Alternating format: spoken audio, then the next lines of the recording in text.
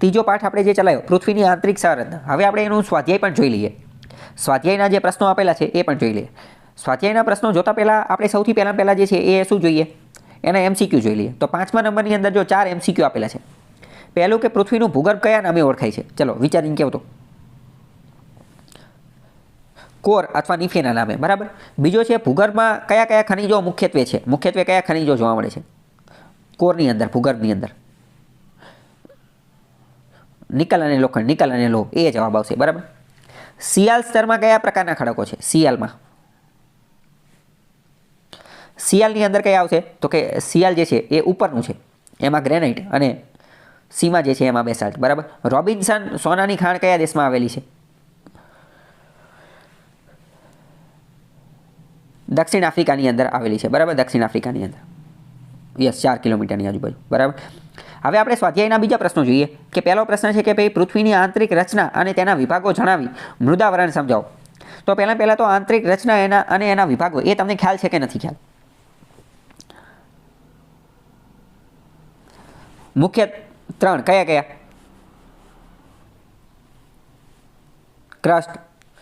Crust, mental અને core. અને ક્રસ્ટના જ બીજા નામ કયા છે? મૃદાવરણ અને લિથોસ્ફિયર, રાઈટ, યસ. અને ક્રસ્ટની અંદર શું આવશે? સિયાલ અને સીમા, બરાબર. મેન્ટલની અંદર શું આવશે?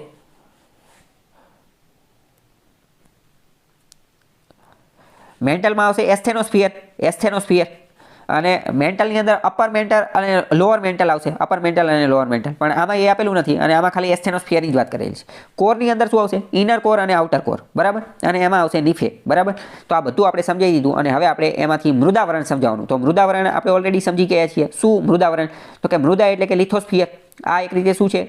સિયાલ અને સીમા એની અંદર આવે છે, બરાબર. ભૂમિખંડોની અંદર આની જાડાઈ વધુ છે, 33 કિલોમીટરની આજુબાજુ છે, જ્યારે સમુદ્ર ખંડોની અંદર એની જાડાઈ ઓછી છે. વળી વાત કરીએ કે પર્વતીય વિસ્તારની અંદર તો આની જાડાઈ, આની ઊંચાઈ, આની જાડાઈ ખૂબ જ વધારે છે, બરાબર. એની ઘનતા પણ એ જ રીતની છે. તો એ બધું આપણે ઓલરેડી ડિસ્કસ કરી ચૂક્યા છીએ.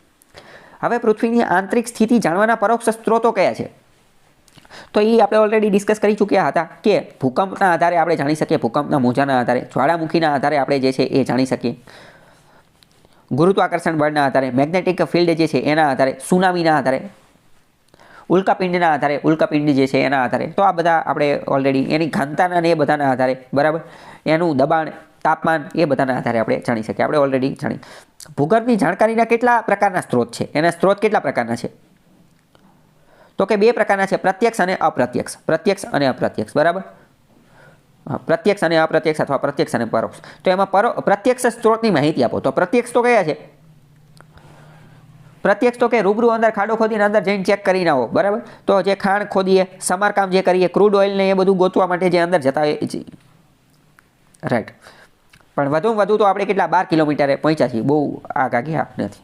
પછી સિયાલ એટલે શું?